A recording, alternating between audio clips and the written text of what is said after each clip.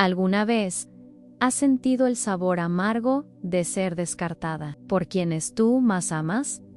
No hablo de decepciones pequeñas. No me refiero a una palabra dicha en un momento de ira, ni a un olvido sin intención. Estoy hablando de ese abandono, que se siente como una traición calculada, fría como una terminal de aeropuerto, donde una mujer espera con el corazón lleno de ilusiones, y termina con el alma hecha trizas. ¿Y si te dijera que me abandonaron en el aeropuerto internacional de Ezeiza, y que fueron mi propio hijo, mi nuera y mis nietos quienes decidieron dejarme atrás? Me llamo Estela Margarita Cardoso, tengo 84 años, y nací en San Rafael, una ciudad tranquila al sur de Mendoza, Argentina.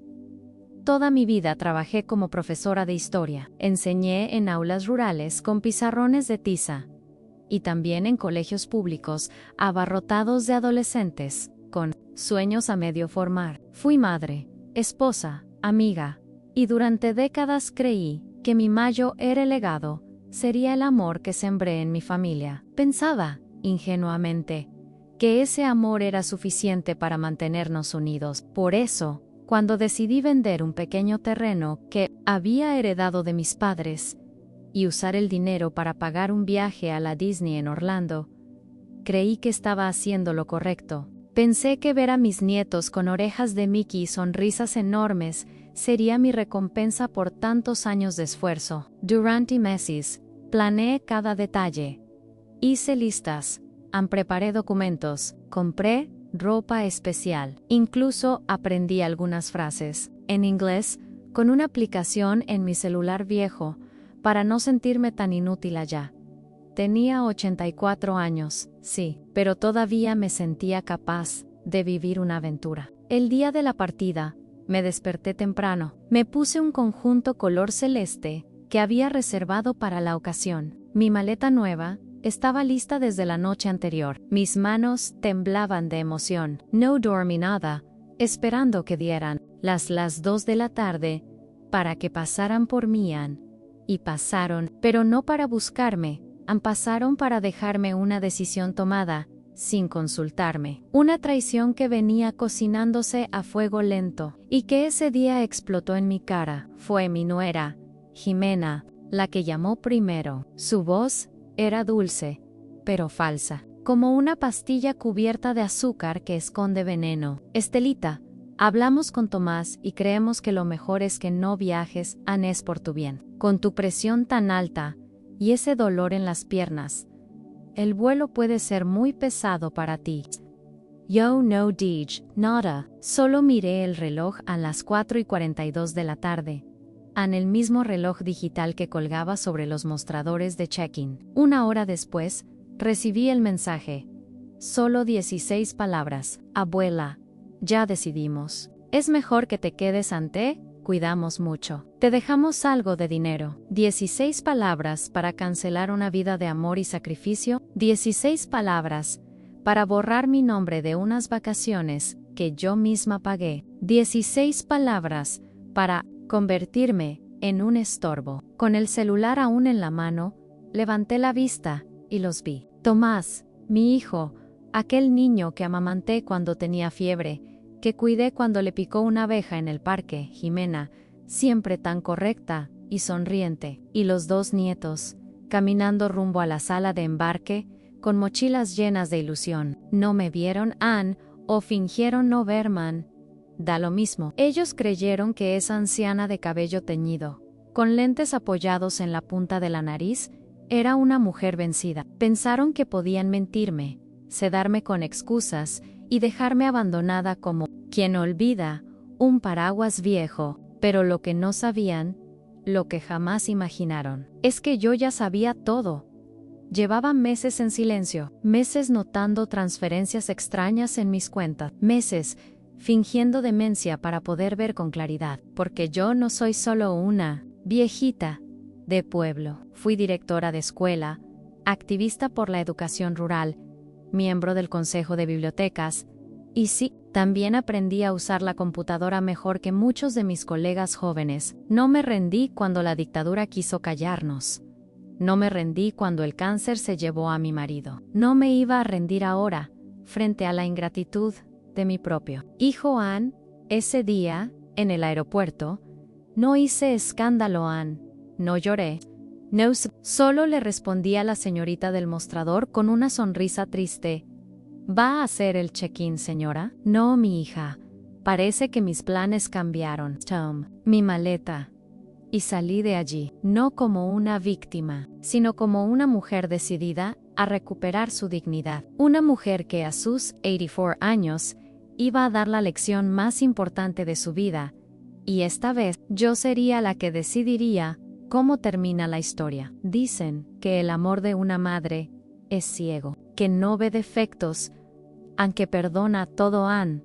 Y yo fui esa madre. Fui la que cerró los ojos muchas veces, la que justificó actitudes frías, palabras ásperas, olvidos estratégicos, la que creyó que el cansancio o el estrés del trabajo explicaban por qué Tomás venía cada vez menos a visitarme, la que pensó que Jimena no era distante, sino simplemente reservada, la que se tragó el silencio para no incomodar, y la que decidió quedarse callada, hasta que ya no pudo más.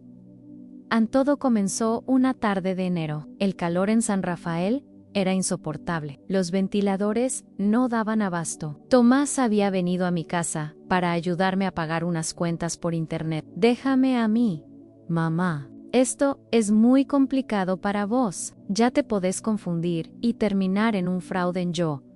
Asentí con la cabeza, fingiendo torpeza. Desde hacía un tiempo, lo dejaba hacer. Le entregaba mis tarjetas, mis claves, mis documentos, y él se encargaba de todo. En esa confianza no nació del amor, sino del desgaste. Tenía miedo de equivocarme, miedo de que me robaran, miedo de que, si me volvía una carga, me alejaran. Así que acepté su ayuda, y con ella, sin saberlo del todo, también le entregué el control de mi vida. Pero esa tarde, calurosa, de enero, algo en mí despertó. Tomás había dejado su laptop abierta sobre la mesa del comedor. Fue al baño a responder una llamada, y, sin pensarlo demasiado, me acerqué. No soy experta en tecnología, pero no soy tonta. Hice clic en el icono del banco. La sesión seguía abierta. Lo que vi me dejó sin aire. Había una serie de transferencias, hechas desde mi cuenta, hacia una empresa que no conocía. Los montos eran pequeños al principio, 1,000, 2,000 pesos, pero con el paso de los meses, las cifras aumentaban, 5,000, 10,000, hasta 20,000, en una sola operación. Me quedé helada. Volvió a entrar a la sala, y me vio sentada en el sillón, con la mirada fija en la televisión. Yo disimulé. No dije una sola palabra, solo le ofrecí un vaso de agua y fingí que nada había pasado. Esa fue la primera vez que me sentí traicionada por mi hijo. Esa noche, no dormí. Me senté en la cama, acariciando la foto de mi esposo, Raúl, que había muerto hacía ya 10 años. La Hable como, si pudiera oírme, ¿qué hicimos mal, Raúl? ¿En qué momento se nos desvió este hijo? Y aunque no hubo respuesta, entendí que el silencio era también un grito. A la mañana siguiente, fui a la farmacia del barrio. No necesitaba nada en especial. Solo quería ver a Marta, la dueña, que siempre me regalaba unos minutos de conversación. Marta fue mi alumna en los años 70. Hoy, jubilada como farmacéutica, seguía atendiendo el local por cariño a la gente. Le conté lo mínimo, pero suficiente, Ann, que sentía que algo andaba mal con mi dinero. Ella me miró con seriedad, como quien comprende más de lo que se dice. Estelita, no sos la primera, y no vas a ser la última, pero no tenés que dejarlo pasar. Fue ella quien me prestó una libreta. Anota todo: fecha, hora, monto, nombre, destinatario, todo lo que recuerdes, y cada vez que puedas, revisa. Así empezó mi bitácora de la traición. En los días siguientes, me hice la desentendida. Permitía que Tomás siguiera viniendo, que entrara a mis cuentas, que me dijera cómo debía manejar mi pensión, pero cada vez que se iba, tomaba su computadora prestada, o su celular si lo dejaba sin bloquear, y anotaba. Una tarde, Encontré un recibo de una transferencia a nombre de una tal Inversiones, Almasur, Sociedad Anónima.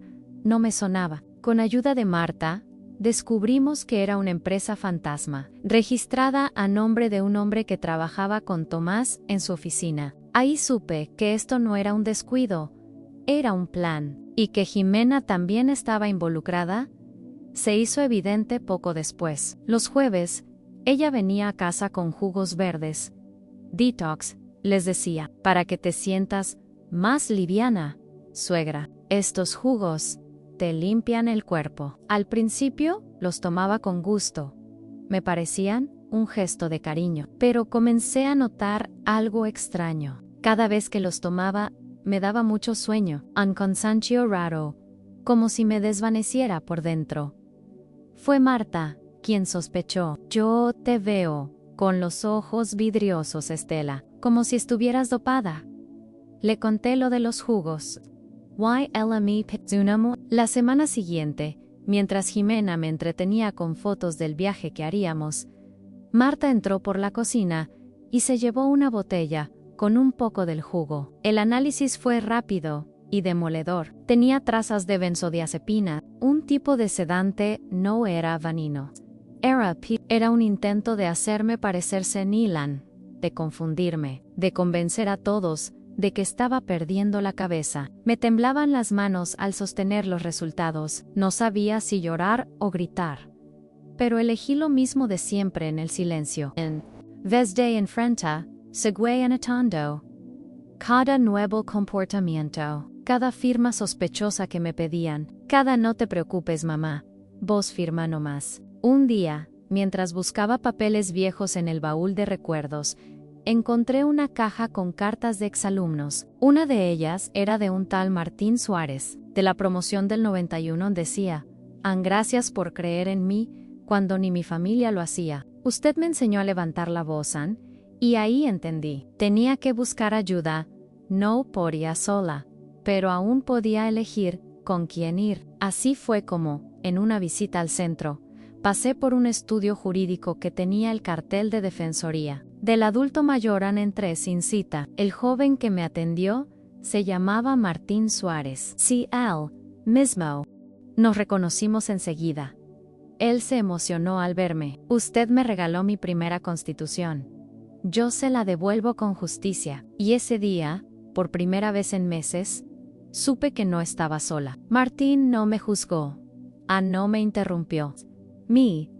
Hablar con pausas, con temblores, con la vergüenza que una madre siente cuando tiene que admitir que su propio hijo está robándole el alma gota a gota. Escuchó en silencio, con los ojos húmedos, como si cada palabra que salía de mi boca le arrancara un pedazo de respeto hacia el mundo que nos tocó vivir. Cuando terminé de contarle todo, las transferencias, los sedantes en los jugos, las firmas sospechosas, la soledad disfrazada de cuidados, no dijo que me entendía, no me dio una palmadita en la espalda, no me dijo qué pena, señora. Noah Martín se puso de pie, abrió una carpeta y dijo: vamos a hacer algo con esto, Estela, pero a tu manera, sin escándalos, sin medios, sin gritos, con inteligencia, como vos siempre nos enseñaste. Y así empezó lo que luego llamaríamos, entre risas y lágrimas, la Operación Dignidad. Martín contactó a una colega suya, Lucía Baronecchia, contadora forense, especializada en fraudes familiares. Lucía era meticulosa, metódica y, sobre todo, humana. No trabajamos con números, Estela, me dijo en nuestra primera reunión. Trabajamos con historias que los números esconden. Durante las siguientes semanas, Lucía y Martín me guiaron para recopilar toda la información posible sin levantar sospecha. Aprendí a usar aplicaciones de escaneo en mi celular, comencé a fotografiar recibos, a grabar audios discretos, a guardar copias de todo lo que firmaba. Cada movimiento era un riesgo, cada gesto debía parecer inocente. Mientras tanto, Marta, mi vecina, mi exalumna, mi cómplice silenciosa, se convirtió en mi escudo. Me acompañaba al banco, a las farmacias, a las reuniones, siempre con la excusa de ser una buena amiga, pero en realidad era mi testigo, mi respaldo, mi validación frente al mundo. Los jueves seguían viniendo los jugos de Jimena, pero yo ya no los tomaba. Los vertía en una planta del patio. Una Santa Rita que con el tiempo comenzó a marchitarse, de un modo extraño, un símbolo más de la descomposición que se respiraba en mi casa. Tomás notaba que yo estaba más lúcida, más presente. «Estás mejorando. Mamá, qué bueno». «Sí, me estoy sintiendo con más energía», respondía yo, sabiendo que esa lucidez era lo que más le preocupaba. Una tarde, mientras revisábamos unos papeles, Tomás me trajo un documento para firmar. «Es solo para agilizar unos trámites. De la casa de Santa Clara, mamá». «La de la playa». «Claro, hijo, si es para facilitar las cosas», dije, sonriendo. Pero antes de firmar, tomé el papel y me puse los lentes con cuidado. «¿Querés que lo lea?» «No hace falta». Igual, me gusta practicar, mantener la mente activa. Y lo leí. Lo que decía me heló la sangre. Era un poder casi total sobre mis bienes. Si lo firmaba, él podría vender propiedades, acceder a cuentas, disponer de mi pensión. «Parece complicado», dije, con voz temblorosa. «Puedo llevarlo y mostrarlo a Marta». «¿Para qué, mamá? Es solo un trámite». «Lo sé, pero me da seguridad». Guardé el papel en mi bolso. Esa misma noche, se lo mostré a Martín. «Intentaron acelerar el proceso», dijo él, con el ceño fruncido. Sabían que el viaje se acercaba, porque sí, seguíamos planeando la famosa vacación familiar. Ellos fingían que todo estaba bien, y yo también. Había reservado el boleto, han preparado el pasaporte, comprado ropa de verano. Todo era parte de la farsa, porque esta vez, la que fingía ser frágil, era yo. Martín me ayudó a redactar una contrapropuesta, un poder limitado, con cláusulas que lo restringían, a usos mínimos, sin posibilidad de vender ni hipotecar nada. Lo presentamos en la escribanía. Firmamos con testigos. Y luego, cuando Tomás preguntó por el documento, le entregué una copia similar. No notó la diferencia, o no quiso notarla. La ambición ciega, incluso al más cuidadoso. Tanto, Lucía detectó cuentas paralelas, inversiones hechas con mi dinero, a través de empresas pantalla. Todo conectado con inversiones, Alma Sur, sociedad anónima, aquella que había aparecido en los extractos. La tela de araña era más grande de lo que imaginaba Anne. Pero no me sorprendía. Había visto esa ambición muchas veces en alumnos talentosos que no tenían valores. Una semana después, Martín me propuso ir más allá. «Estela, si querés, podemos bloquear las cuentas, denunciar el abuso». «No, Martín, todavía no». «¿Por qué?» «Porque aún me falta una pieza». Esa pieza era mi independencia física. Nunca aprendí a manejar en Raúl, lo hacía todo. Después, Tomás me llevaba y me traía, no por amabilidad, sino por control. Así que empecé a tomar clases de manejo en secreto. Marta me prestaba su auto. Lucía se hacía pasar por mi hija cuando íbamos a las prácticas. Y yo, cada martes a la mañana, salía con nervios, pero con determinación. En 6 semanas, aprobé el examen. Tenía mi licencia, tenía movilidad, tenía una llave que nadie podía quitarme. Recibí el carnet. Lo miré como si fuera un pasaporte a la libertad. No lo guardé en la cartera, lo escondí en un sobre, dentro de un libro de tapas duras, que nadie en casa tocaba, ni historia de las mujeres latinoamericanas. El simbolismo no era casual. Volví a casa y encontré a Tomás en la cocina. Me ofreció un té.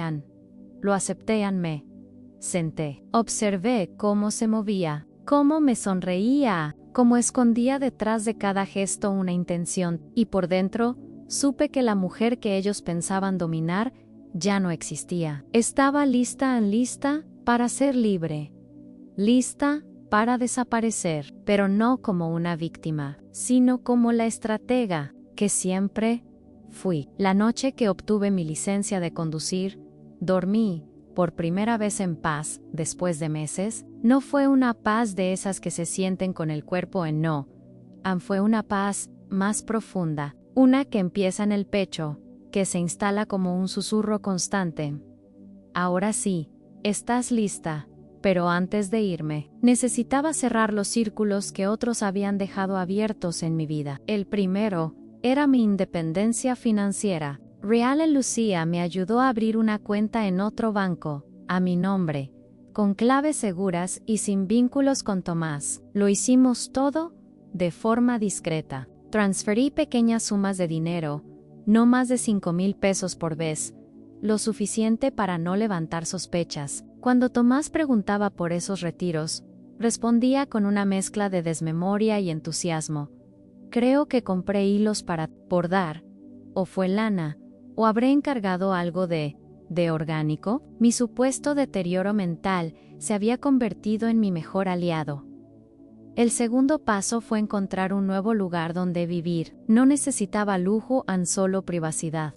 Lucía me mostró un pequeño departamento de 2 ambientes en el barrio Bombal, en la ciudad de Mendoza. Era modesto, sin ascensor, con ventanas antiguas y una cocina diminuta, pero para mí, representaba el comienzo de una nueva vida. Lo compré con dinero que había escondido por años en joyas de mi madre, algunas reliquias que guardé en una caja de madera forrada en terciopelo azul. Esa caja había dormido durante décadas en el altillo, protegida por fotos viejas y manteles de crochet. Raúl solía decirme, lo visible sirve para mostrar, lo invisible, para sobrevivir. Why, así. Few. La compra la hicimos a nombre de Lucía, como si fuera para ella. No queríamos que Tomás ni Jimena pudieran rastrearla. Guardamos las escrituras, el contrato y las llaves en una carpeta que escondí dentro de un falso compartimento en un viejo costurero que había pertenecido a mi abuela. Mientras tanto, en casa, yo seguía siendo la misma abuela que olvidaba las cosas, la que preguntaba 2 veces lo mismo, la que agradecía con sonrisas el vaso de agua con sedante camuflado, pero ya no lo tomaba. Había aprendido a simular, a escupir disimuladamente, a verterlo en el florerito del comedor. Una vez, noté que las flores artificiales comenzaban a deshacerse. Era como si todo a mi alrededor empezara a pudrirse. Menos yo, empecé a mover mis pertenencias poco a poco. Un día, llevaba libros escondidos en la bolsa de tela del supermercado. Otro, cajas con fotos dentro del baúl de Marta un fin de semana. Cambié de lugar documentos importantes, dejando en su lugar carpetas vacías. Todo lo hacía en silencio. Sign, como una hormiga que construye su propio refugio antes de que llegue la tormenta. Juliana, la hija de Marta, me ayudaba en las tardes de sábado. Ella había sido marinera en la Armada y entendía perfectamente el arte del sigilo, precisión y silencio, señora Estela. Eso es todo lo que se necesita para ejecutar una buena. Una tarde, mientras Marta hacía ruido en la cocina, Juliana y yo escondimos mi álbum de bodas, un juego de cubiertos de plata heredado, y los cuadros con fotos familiares que me dolían demasiado. ¿Why estos?, preguntó ella, señalando una caja con cartas de Raúl. Esos van conmigo. Son lo único que todavía me recuerda quién fui antes de ser olvidada. La sensación de irme sin irme era extraña. Caminaba por mi casa como una fantasma. Sonreía, con ternura falsa. Disimulaba el temblor que sentía al estar tan cerca del abismo. Tomás venía con más frecuencia, pero no para cuidarme. Venía a asegurarse de que el plan marchaba. Mamá, ¿viste la noticia del geriátrico nuevo en Luján? Climatizada, jardines hermosos, terapias ocupacionales. ¡Qué lindo! Hijo, ojalá alguna vez podamos ir a ver. Podrías considerarlo. Sería más fácil para todos. Lo voy a pensar. Tomás, él creía que me estaba convenciendo, pero yo solo estaba anotando todo, cada palabra, cada frase. Una noche, escuché desde mi cuarto una conversación entre él y Jimena en la cocina. Yo, supuestamente, dormía, conseguiste la firma para lo de Santa Clara. Todavía no han. Pero esta semana lo hacemos. ¿Y si se arrepiente? Ya firmó otras veces sin leer ni cuenta Seida. Grabé esa conversación con el celular escondido debajo de la cama. Esa grabación, junto con los análisis de los jugos y las transferencias, eran mi escudo. Lo que ellos no sabían es que la mujer que pensaban senil estaba documentando cada paso. El día que decidí ejecutar el plan fue uno de esos días, grises, sin viento ni sol. Un día en que el silencio pesa más que los recuerdos. Me desperté temprano, fingí estar débil.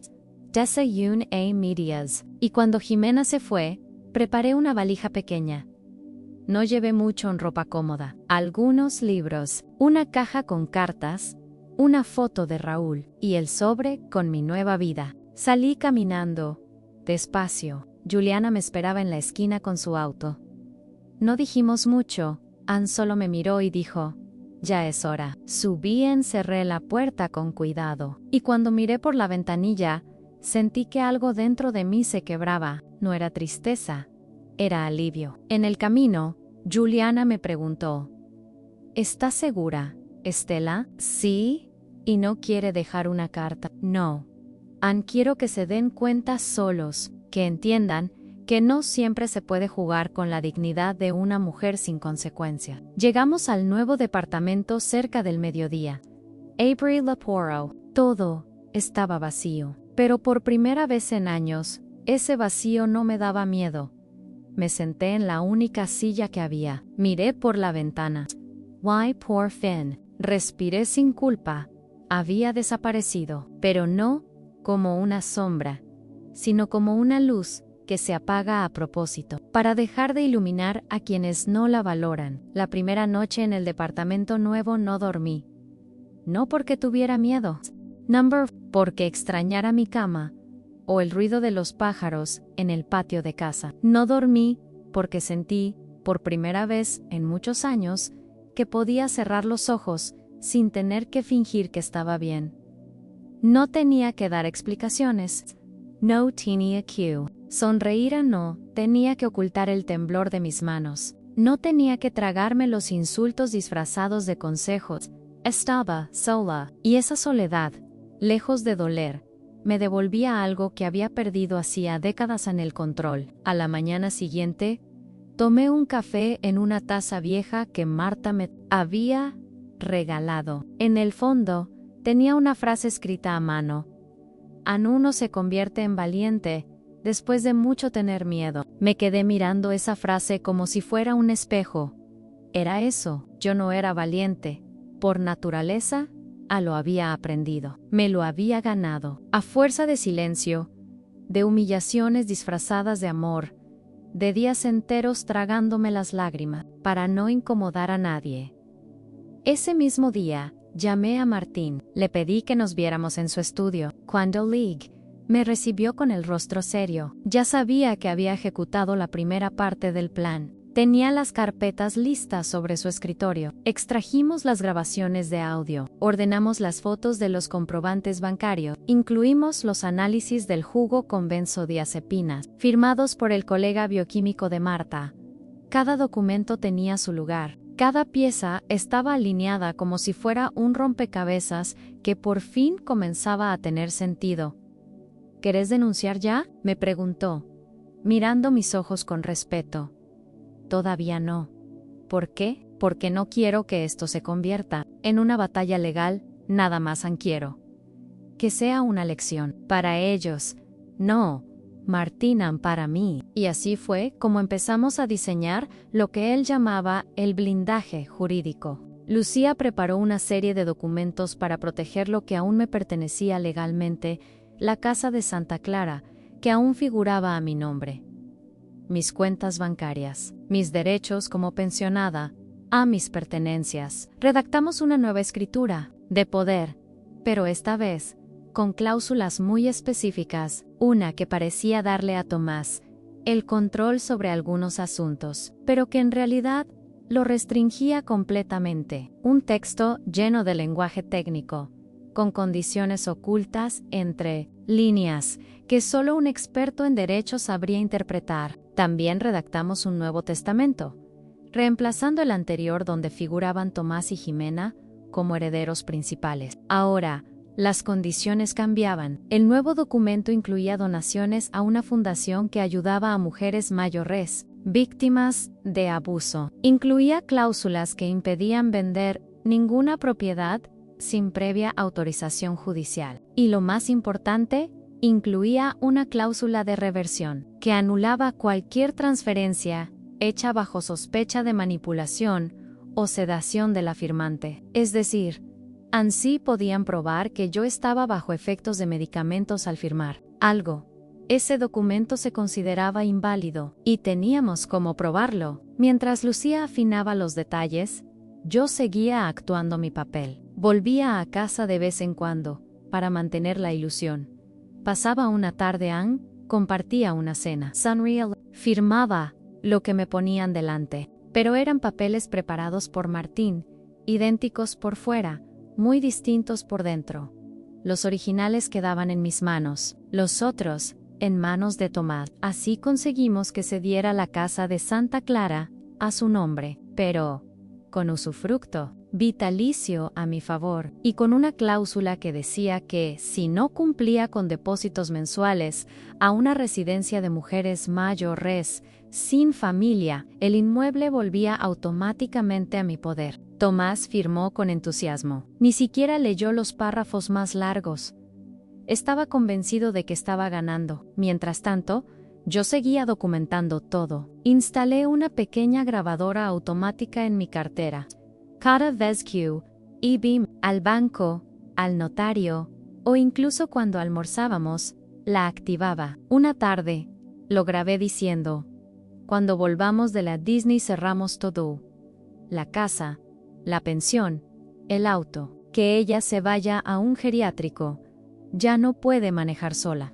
Why? Jimena respondía: igual le dimos tiempo suficiente. Y esa plata que queda en la cuenta, ya tenemos destino. Esa grabación fue clave. Lucía la analizó cuadro por cuadro. Confirmamos voces, fechas, ubicación. Todo quedaba archivado en un disco duro que guardábamos en una caja fuerte del estudio de Martín. Otra copia iba conmigo, oculta dentro de una vieja caja de galletas, metálica, entre tejidos y ovillos de lana. Marta me acompañó a entregar una denuncia preventiva en la unidad fiscal de adultos mayores. No fue una denuncia formal, solo una constancia donde expresaba mi preocupación por movimientos sospechosos en mis finanzas y mi estado de salud. Lo hicimos como medida de resguardo, por si en algún momento querían internarme por pérdida de lucidez.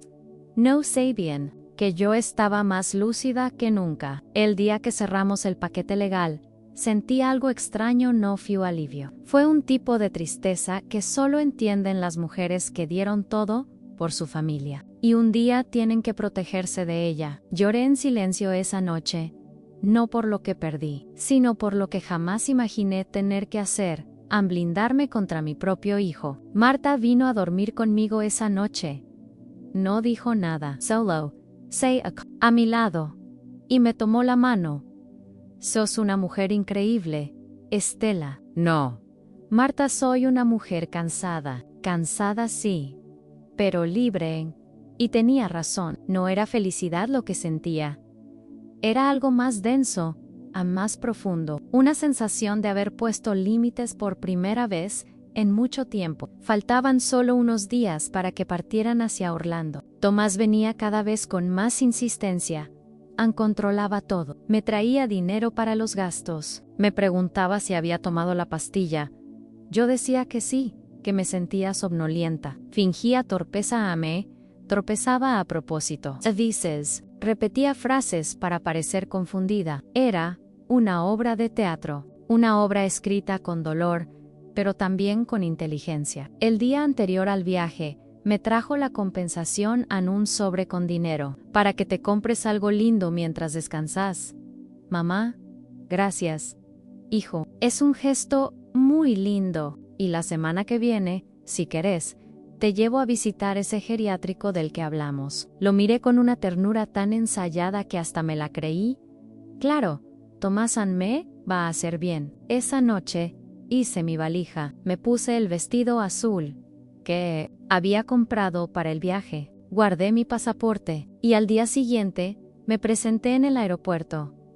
No para viajar, sino para verlos partir. Los vi embarcar sin verme, los vi sonreír, los vi fingir que todo estaba bien. Y cuando el avión despegó, supe que ahora todo estaba en mis manos. El avión partió a las 2:20 de la tarde, como estaba previsto. Desde la sala de espera, lo vi elevarse entre las nubes, mientras sostenía mi maleta con firmeza. No lloré, no temblé. No me despedí, solo lo observé con la misma calma con la que una maestra espera a que sus alumnos terminen un examen. Porque, en mi interior, sabía que el verdadero viaje apenas estaba por comenzar. Cuando salí del aeropuerto, no volví a mi antigua casa. No pasé por la panadería de siempre. No saludé a los vecinos. No regresé a la vida que habían diseñado para mí. Tomé un taxi y fui directamente a mi nuevo departamento en el barrio Bombal. Las calles estaban vacías. Era un sábado de otoño.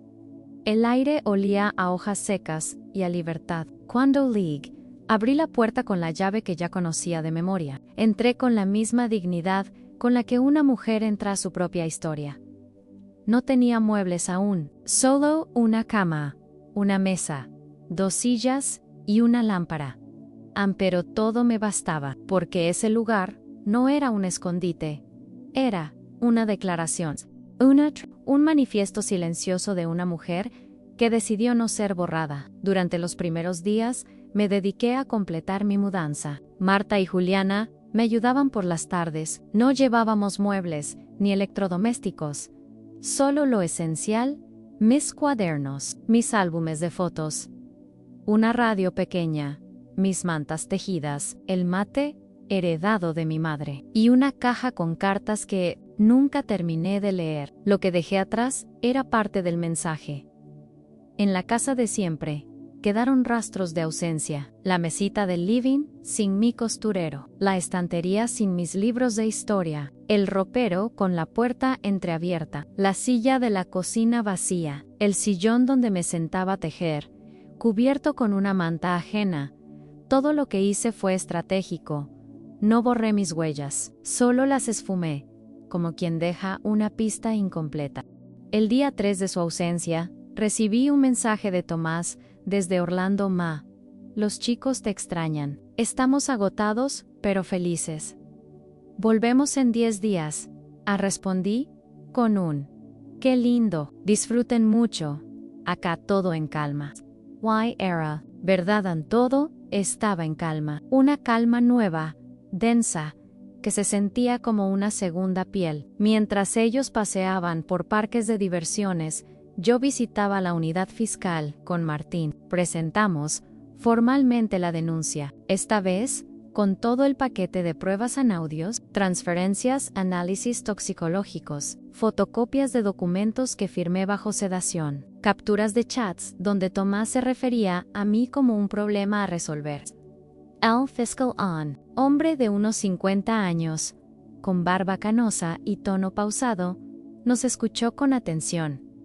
No pareció sorprendido, solo dolido. Lamentablemente, señora Cardoso, estos casos se repiten más de lo que imagina, pero pocos llegan con las pruebas antes del daño, agregó Martín. Nos entregaron una copia sellada de la denuncia. También firmamos una orden judicial de protección de bienes. A partir de ese momento, cualquier movimiento financiero en mis cuentas requería autorización mía, presencial, con huella digital.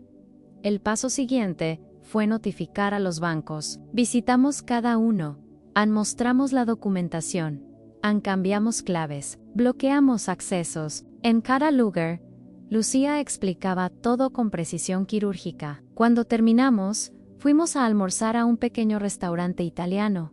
Pedí ñoquis con salsa de tomate y una copa de vino. Martín me miró, sorprendido. No sabía que tomabas vino, Estela. Tampoco ellos sabían que yo podía defenderme. Brindamos en silencio. Por la justicia, por la memoria, por la mujer que nadie vio venir. A la tarde, contactamos a la administradora del edificio donde vivía antes señora Nora, una mujer discreta, de voz suave y ojos siempre húmedos. Le explicamos la situación. Le pedimos que, si notaba movimientos extraños, como Tomás trayendo a alguien para tasar la casa o vaciarla, nos avisara de inmediato. Nora, que me conocía desde hacía 30 años, no dudó. Yo siempre supe que usted no era una viejita más, Estela. Cuenten conmigo. En paralelo, Marta se encargaba de reforzar mi red de apoyo. Convocó a mis antiguas compañeras del grupo, de maestras jubiladas. Nos reuníamos cada mes en casa de alguna, pero desde hacía un año, Tomás siempre encontraba una excusa para que yo no asistiera. Ahora, yo estaba lista para volver. Ese jueves por la tarde, nos encontramos en el salón comunitario de una de ellas. Cuando League, sentí que algo en mí se reparaba. Los abrazos eran reales, las sonrisas sinceras, las lágrimas compartidas. Conté una versión resumida de lo que había vivido. No hablé de venenos, no hablé de fraudes, de soledad, de invisibilidad. Y una a una, comenzaron a contar también sus historias. Historias de hijos ausentes, de pensiones controladas, de decisiones tomadas sin consulta, de vidas que otros habían tomado como propias. Esa reunión fue más que un reencuentro. Fue un acto de resistencia, un pequeño grito colectivo de mujeres que ya no querían callarse. En los días siguientes, recibí visitas constantes. Traían empanadas, tejidos, libros, abrazos. Cada visita era un recordatorio. No estaba sola. Nunca lo estuve. Solo necesitaba recordar quién era antes de que me hicieran creer que no valía.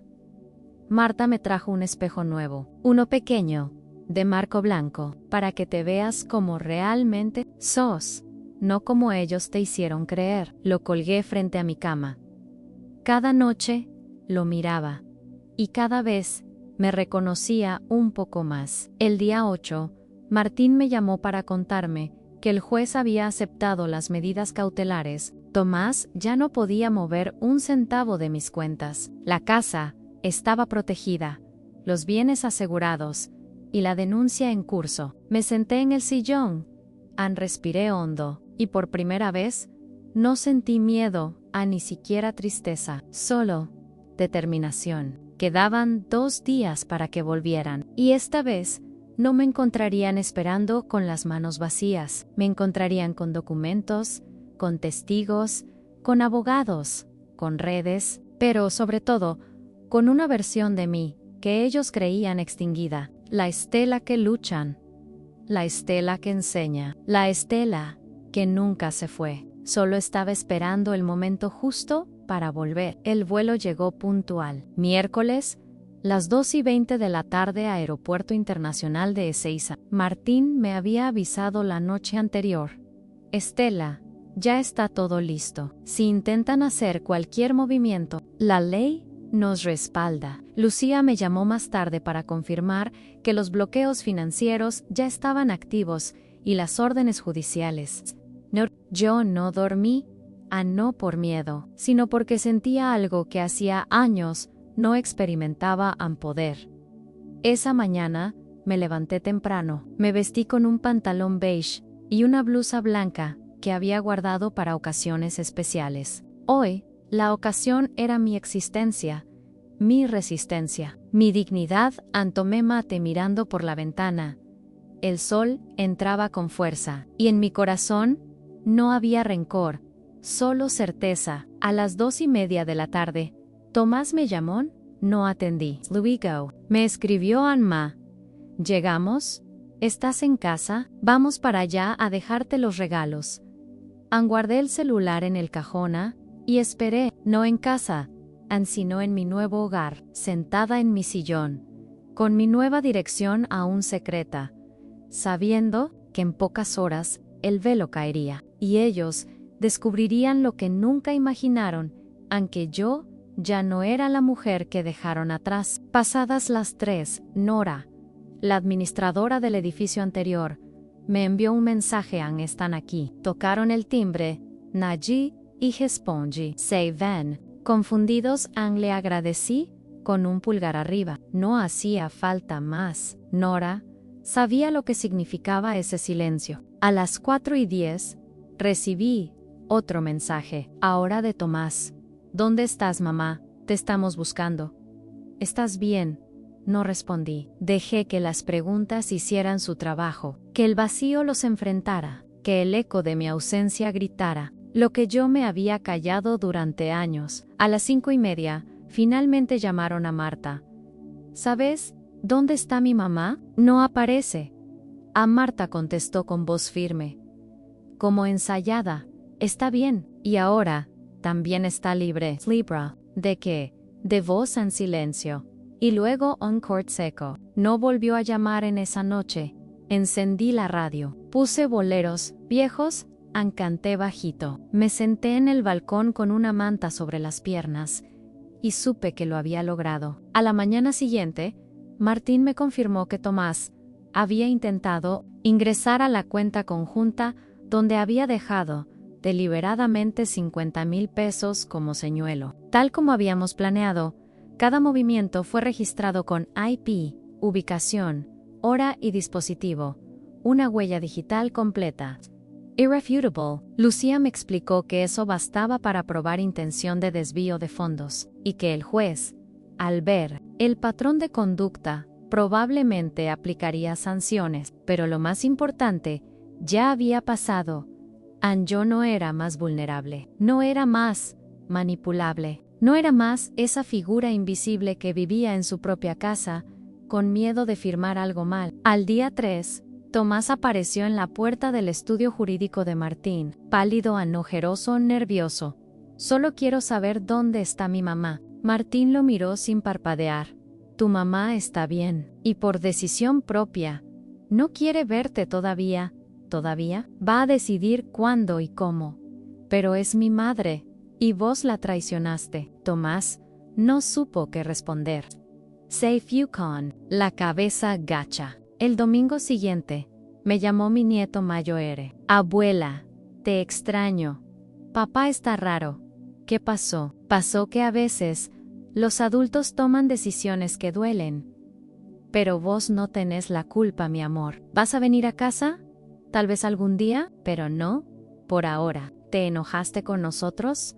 No, solo, necesito cuidar de mí. Lloré después de cortar, porque ellos eran inocentes, porque esa parte de la historia era la más difícil en aceptar, que incluso en la justicia hay dolor. Pero también sabía que era el único camino para que ellos un día también entendieran que amar no es controlar, y que una abuela también tiene derecho a desaparecer cuando la obligan a hacerlo. En los días siguientes, Tomás intentó contactarme por todos los medios, mensajes, llamadas, cartas, pero yo no abrí ninguna, no por venganza, sino por respeto a mí misma, a mi historia, a todo lo que reconstruí después de haber sido derrumbada por dentro. Marta vino a verme con empanadas de choclo. Nos sentamos en la terraza a comer. Ella me miró con una sonrisa. ¿Cómo te sentís, Estela? Como una casa vacía. ¿Vacía de qué? De miedo. Brindamos con agua fresca. YNL, fondo. Del vaso. Vi reflejada a esa mujer que había sido, y también a la que era ahora, porque lo más hermoso de volver a ser una misma es que una lo hace sin pedir permiso. Y si llegaste hasta aquí, es porque esta historia tocó algo dentro. DT, por eso te invito a hacer 3 cosas importantes. Ahora mismo. Comenta abajo. Yo también elijo ser libre. Dale like si esta historia merece ser escuchada por más personas, y suscríbete al canal, porque todavía queda mucho por revelar. Esta no es solo la historia de Estela, es la historia de miles de mujeres que decidieron no quedarse calladas nunca más. Las semanas siguientes fueron un ejercicio lento y necesario de reconstrucción, no de paredes ni de muebles, sino de identidad. Era como haber vuelto a nacer, pero con los huesos llenos de cicatrices. Cada mañana me levantaba, preparaba mi mate, abría la ventana y me obligaba a repetir en voz baja: estás viva, estás libre, estás entera. Parecía sencillo, pero no lo era. Había días en que me costaba respirar, otros en los que dudaba de mí misma, de si había exagerado, de si había destruido más de lo que protegí, pero bastaba con revisar los documentos, escuchar una grabación, mirar una foto, recordar las palabras exactas que alguna vez me dijeron, para volver a reafirmar: no estaba loca, no estaba exagerando, estaba sobreviviendo. Martín venía a verme una vez por semana, no solo por lo legal.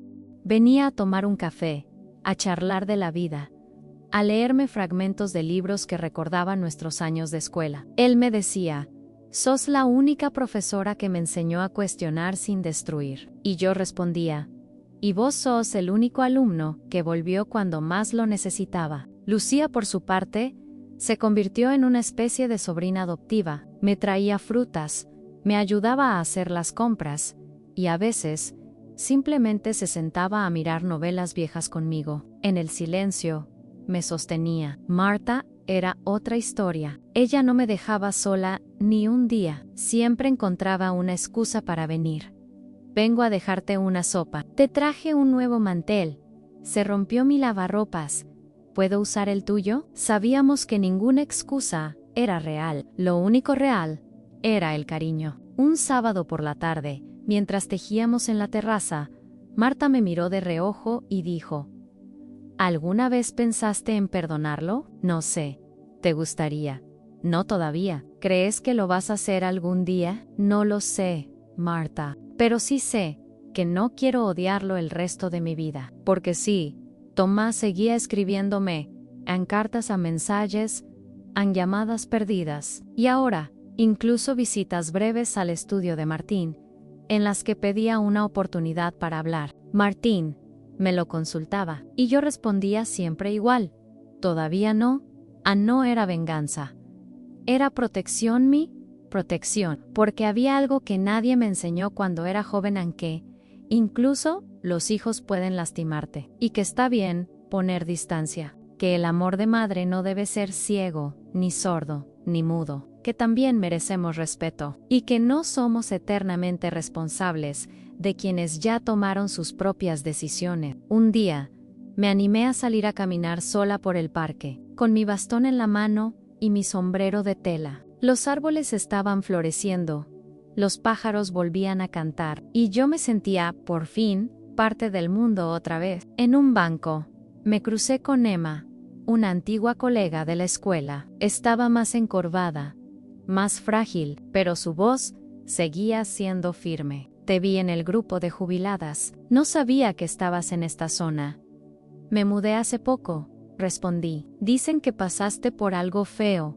Pasé por algo necesario. Nos quedamos sentadas un buen rato. Hablamos del pasado, de nuestros alumnos, de las huelgas, de los días en que creíamos que cambiar el mundo era una obligación, y en parte, lo era. Me despedí con un abrazo. Uno que no dolía en uno sin culpa. Uno que sellaba una nueva etapa. Ese día, al volver, encontré una carta bajo la puerta. Reconocí la letra de Tomás Ann. No la abrí de inmediato. La dejé sobre la mesa Ansename Bañán. Leí un poco, y recién cuando me sentí lista, la tomé entre las manos. Decía: mamá, sé que lo arruiné. No espero que me perdones, pero solo quiero que sepas que ahora entiendo. Que creí que te cuidaba, pero solo estaba cuidando mi comodidad. Y que si algún día querés hablar, voy a estar no, por mí en por vos, porque mereces que te escuchen, sin interrumpirte. No lloré, tampoco sonreí. Solo la guardé en el cajón. No estaba lista para contestar pero era un inicio. Con Lucía y Martín, seguimos con el proceso judicial. El fiscal había citado a Tomás para declarar. No lo acusaron formalmente, pero le dejaron en claro que estaba bajo investigación, y que cualquier intento de contacto forzado podía considerarse acoso. Eso le bajó los ánimos. Jimena, no volvió a aparecer, no escribió, no llamó. No mandó regalos ni excusas, en el fondo. Me alivió, nunca me creyó capaz. Siempre pensó que yo era una señora mayor, blandita, manipulable. Nunca entendió que una mujer de 84 años no se doblega tan fácil, no cuando ha pasado dictaduras, crisis económicas, entierros, partos, traiciones, y aún así, sigue de pie. Mis nietos, en cambio, comenzaron a escribirme por redes, mensajes tímidos, memes en videos, preguntas sobre cómo hacer pan casero. Yo respondía con cariño, pero sin promesas, porque si algo aprendí en este proceso, es que no tengo que prometer más de lo que puedo dar, que también tengo derecho a ir despacio, a decir, hoy no y a decir, ya basta. Empecé a dar talleres de memoria y escritura para mujeres mayores en el centro comunitario. Nos reunimos cada miércoles, leemos, escribimos, compartimos, sanamos. Una de las mujeres me dijo una frase que anoté en mi cuaderno: cuando te animás a contar tu historia, empezás a dejar de cargarla. Y eso era este nuevo capítulo. Una historia contada, una carga soltada, una libertad elegida. A veces me despierto en medio de la noche. No por pesadillas ni por insomnio, simplemente porque mi cuerpo ya no necesita tantas horas de descanso como antes. Y me siento en la cama, envuelta en una manta, y pienso en todo lo que fui, en lo que me obligaron a hacer, y en lo que finalmente me permití volver a ser. Recuerdo con nitidez las veces que bajé la voz para no parecer autoritaria, las veces que acepté que me cambiaran decisiones importantes por mi bien, las veces que sonreí cuando quería gritar, las veces que fingí olvidar, solo para que no me vieran como una carga. Durante décadas, pedí disculpas por cosas que nunca fueron mi culpa, por envejecer, por necesitar ayuda, por repetir la misma historia 2 veces, por caminar más lento, por no entender la nueva tecnología, por preguntar lo que ya se había explicado, por ocupar espacio. Y ahora, a mis 84 años, me niego rotundamente a seguir pidiendo perdón por existir. Nadie debería hacerlo, pero especialmente ninguna mujer que ha sobrevivido tantas versiones del mundo sin perder su ternura. En los últimos meses, he aprendido a caminar de nuevo, no con las piernas, con el alma. He aprendido que se puede tener miedo, y aún así, avanzar, que se puede estar rota, y aún así, reconstruirse, que se puede haber sido invisible, y aún así brillar. Marta me lo dice siempre: Estela, estás más luminosa. Y yo le contesto: es que por fin apagué las voces que me apagaban a mí. Volví a tejer, a leer, a escribir cartas a mano, a escuchar discos antiguos en mi tocadiscos verde musgo. Volví a cocinar sin prisa, a reír sin culpa, a caminar sin mirar atrás. Empecé a escribir un diario, uno donde no registro horarios ni tareas, solo emociones, frases sueltas, ideas, confesiones. En una de esas páginas, escribí: nunca es tarde para dejar de ser lo que los otros quisieron que seas. Martín me sigue visitando. Ahora menos como abogado, más como amigo. Hablamos de libros, de política, de cine. Nos reímos de cosas absurdas, de errores de juventud, de palabras mal dichas, de abrazos mal dados. Lucía me ayuda con las cuentas. Ya no porque yo no pueda, sino porque me gusta compartir mi tiempo con alguien que no espera manipularlo. Mis nietos, poco a poco, han empezado a entender. Uno de ellos, el más grande, me escribió: Nabu, no entiendo todo lo que pasó, pero te quiero igual. Yo respondí: no hace falta entenderlo todo. A veces, solo hace falta no repetirlo. He aprendido a decir que no, a cancelar visitas si estoy cansada, a apagar el celular si necesito silencio, a no explicar cada decisión como si tuviera que justificar mi derecho a elegir. Eso, quizás, sea la victoria más profunda, porque nos acostumbran a estar disponible, a ser pacientes, a ser útiles. Y cuando dejamos de serlo, nos castigan con el olvido, Pero yo me niego a desaparecer de mi propia vida. Una tarde, mientras caminaba por el parque, vi a una señora mayor sentada sola en un banco. Tenía una expresión triste. Me acerqué, nos saludamos, hablamos, y al final, ella me dijo: me alegra que alguien todavía quiera hablar con una vieja como yo. Yo la miré a los ojos, y le dije: las viejas como nosotras tienen más historias que todos esos que corren sin saber a dónde van. Ella sonrió y fue suficiente. He empezado a dar charlas en centros culturales sobre autonomía, sobre memoria, sobre resistencia emocional. Me escuchan con atención, Ana. Algunas lloran, otras toman notas, y muchas se me acercan después para decirme: recordaste que no estoy sola. Me diste ganas de volver a vivir. Quiero ser como vos. Y yo siempre les respondo: no quieran ser como yo, sean como ustedes, cuando ya no tengan miedo. El caso legal contra Tomás sigue su curso. Los jueces evalúan cada documento. Las pruebas son sólidas, pero más allá del resultado, yo ya gané. Ganarme a mí misma es más importante que cualquier sentencia. Y si algún día me encuentro cara a cara con él, no lo haré como una madre derrotada, lo haré como una mujer que eligió levantarse después de haber sido tirada al suelo por quienes más amaba, porque eso es lo más difícil: perdonar sin dejar de protegerte, poner límites sin dejar de amar, decir basta sin sentir culpa. Esa noche,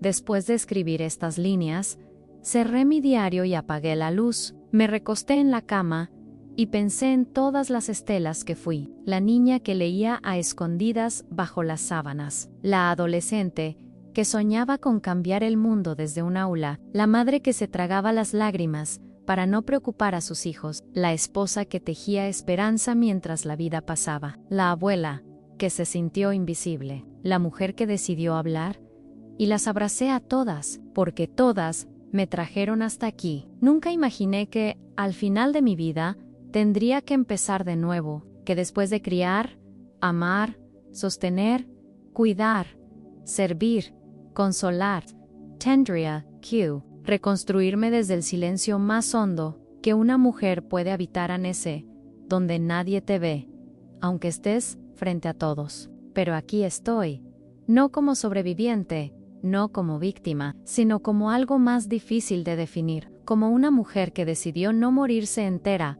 mientras aún respiraba. Muchos me preguntan qué aprendí de todo esto, y aunque podría darles listas, fechas, leyes, frases de superación, la verdad es que lo que aprendí no cabe en palabras. Se siente en el cuerpo, en los músculos que dejaron de temblar, en la espalda que volvió a erguirse, en los ojos que ya no bajan la mirada. Aprendí que ser madre no me obliga a tolerar la violencia, que ser abuela no me condena al sacrificio eterno, que ser vieja no significa ser menos, y que ser mujer, después de los 80, todavía puede ser sinónimo de poder. He caminado por el parque, por pasillos de tribunales, por veredas rotas, por escaleras sin ascensor, y en cada paso he ido dejando atrás las cadenas invisibles que otros me pusieron con palabras dulces y decisiones disfrazadas de amor, porque no se trata solo de mí,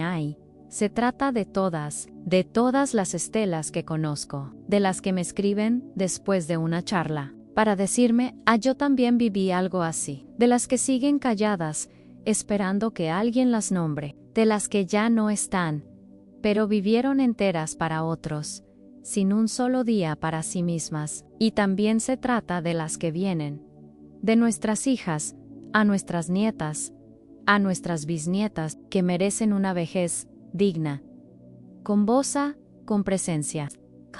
Historia en el proceso judicial contra Tomás terminó. El juez determinó que hubo abuso patrimonial, manipulación y administración fraudulenta. No fue a prisión, pero recibió una sanción económica, una inhabilitación para gestionar bienes de adultos mayores, Y lo más importante, en un llamado público de atención, no hubo fiesta, ni venganza, ni alivio inmediato, pero hubo justicia. Una justicia que no se mide en castigos, sino en restauraciones. La casa de Santa Clara volvió a mi nombre, las cuentas se estabilizaron. Y lo más valioso, recuperé mi capacidad jurídica, sin cuestionamientos. Tomás nunca más intentó contactarme directamente, mantuvo su distancia. ¿Y yo? También la mía. Mis nietos, sin embargo, han comenzado a venir. Uno me ayuda con la compu, otra me cocina sus primeras recetas, y la más pequeña me pidió que le enseñe a tejer.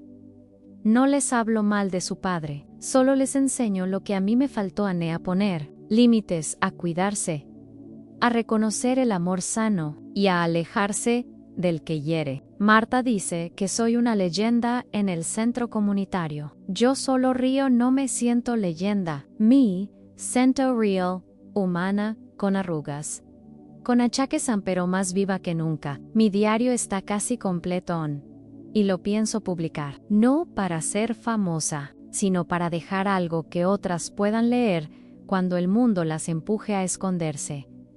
Porque esconderse no es la solución. Nombrarse lo es. A narrarse, a escribir la propia historia, con tinta firme. La última hoja del diario la escribí hace 2 días, y decía: hacían hoy, tejí sin prisa.